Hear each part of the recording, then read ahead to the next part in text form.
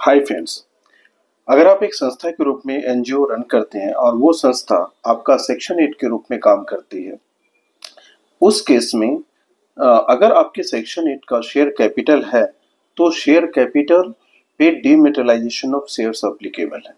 और उस संस्था पे जो डीमेटेलाइजेशन ऑफ शेयर्स अप्लीकेबल है तो संस्था को डीमेटेलाइजेशन ऑफ शेयर्स की कंप्लायंसेस कंप्लीट करने होंगे।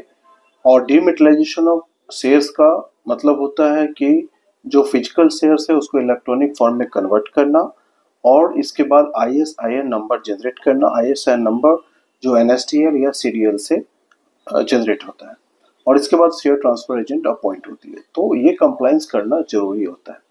लेकिन अगर आपके सेक्शन 8 कंपनी अगर गारंटी कंपनी है, उस केस में डीमेटेलाइजेशन ऑफ शेयर से आपको छूट है, एग्जेम्प्ट है और ये आप पे एप्लीकेबिलिटी नहीं बनेगी। इसके अगर आपकी न्यूली संस्था रजिस्टर करने जा रहे हैं सेक्शन 8 के रूप में, तो निश्चित रूप से आपको अगर डीमेटेलाइजेशन ऑफ शेयर्स को अवॉइड करना है तो आपको गारंटी कंपनी के रूप में सेक्शन 8 को रजिस्ट्रेशन कराना चाहिए। लेकिन अगर आप डीमेटेलाइजेशन ऑफ शेयर्स कंप्लाई करना चाहते हैं और एडिशनल बर्डन अपनी संस्था पे फाइनेंशियल जो बर्डन होंगे उसको अगर आप रखना चाहते हैं तो फिर उस केस में आप section 8 as a share capital registration करा सकते हैं। लेकिन जिनका पहले से रजिस्ट्रेशन है section 8 as a share capital के रूप में, फिर उनके पास अगर डीमेटेलाइजेशन ऑफ शेयर्स को अवॉइड करना है तो आपको पहले शेयर कैपिटल को गारंटी कंपनी में कन्वर्ट कराना होगा और ये एक चैलेंजिंग टास्क होती है। सो गारंटी को शेयर्स एक अलग प्रोसेस है, बट एक शेयर कैपिटल को गारंटी कंपनी में जो कन्वर्जन है वो एक चैलेंजिंग टास्क भी है। और अगर आप करवा पाते हैं उसको तो फिर आप डीमेटेलाइजेशन ऑफ शेयर्स को अवॉइड कर सकते हैं।